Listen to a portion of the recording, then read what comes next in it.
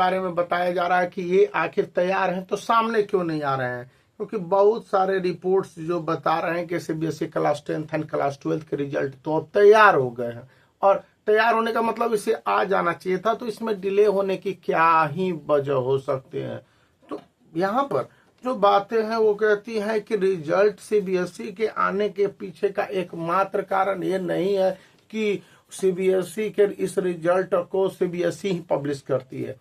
और दूसरी बात यह है कि इस रिजल्ट को लेकर कंफर्मेशन जरूर किए जाते हैं और दो लेवल पर होते हैं, एक तो जोनल ऑफिस के लेवल पर होते हैं और दूसरा होता है गवर्नमेंट ऑफ इंडिया के लेवल पर। अब गवर्नमेंट ऑफ इंडिया की बात तो गवर्नमेंट ऑफ इंडिया जाने, क्योंकि अभी एग्जामिनेशन के रिजल्ट से ज्यादा महत्वपूर्ण इलेक्शन है, तो इलेक्शन के बीच में थोड़े मोड़े समय बचेंगे और वही समय दिए जाएंगे नतीजे को पब्लिश करने के लिए, जल्दी से जल्दी जारी करने के लिए। इस साल class 10th and class 12th के जो स्टूडेंट हैं 40 लाख से ऊपर बताए गए जाते हैं, और जो न्यूज है उसमें बताया गया है कि बच्चों के साथ जस्टिस होंगे, बच्चों के रिजल्ट में किसी तरह की गड़बड़ियां नहीं हो और ये रिजल्ट सामने आ जाए, इसलिए गवर्नमेंट ऑफ इंडिया कई बातों को ध्यान अभी भी रख रही है और class 10th and class 12th के परीक्षा के परिणाम को लेकर साफ साफ ये कहा है कि इन परीक्षा परिणामों को सही समय पर ही जारी किए जाएंगे।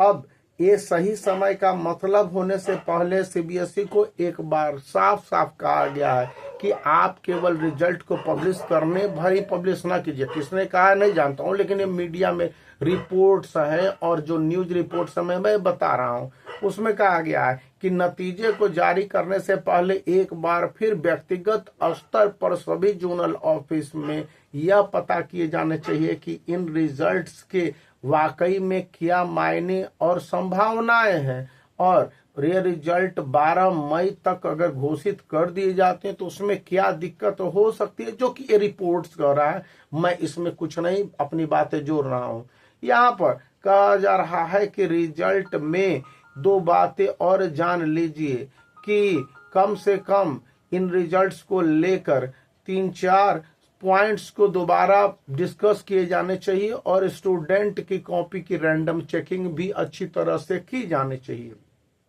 कि आखिर स्टूडेंट ने सही लिखा होगा, और अगर कहीं पर छोटी सी भी मिस्टेक हो तो उस मिस्टेक्स को दूर किए जाने चाहिए। यहाँ पर यह भी कहा गया है कि result 2024 class 10th and class 12th के जो अपडेट हैं वो लेकर स्पष्ट रूप से कहे गए हैं कि जो इंडियन एक्सप्रेस में ये न्यूज है कि इन रिजल्ट्स में पॉइंट वाइज डिस्क्रिप्शंस होने चाहिए। बार बार रिजल्ट पब्लिकेशन के बाद के चैलेंजिंग परिस्थितियों से बचे रहने की जरूरत है, खास करके class 12th and class 10th के स्टूडेंट के लिए। क्लास 12th के स्टूडेंट के लिए क्रूशियल इसलिए भी है कि समय बहुत कम है इस बार, और रिजल्ट देने के बाद एग्जाम कंडक्टिंग बॉडी को नए सेशन के लिए तैयार होना होगा। वहीं पर सरकार भी अलग से कई सारे सिचुएशंस सोच रखी है, जैसे स्वयं पर कार्यक्रम, और जो बच्चों को पढ़ाने की बात है, टीचर ट्रेनिंग के जो ऑफिशियल्स वर्ड्स दे दिए गए हैं। तो इसलिए भी यहाँ पर जो पॉइंट्स उठाए गए हैं कि class 10th and class 12th के रिजल्ट को लेकर आखिर में बातें यही बनती है कि इनको रिजल्ट यदि 2-4 दिन डिले भी हो जाए तो कोई मुद्दा नहीं है। ये टाइम्स ऑफ इंडिया की खबर है और उसमें कहा गया है कि रिजल्ट सही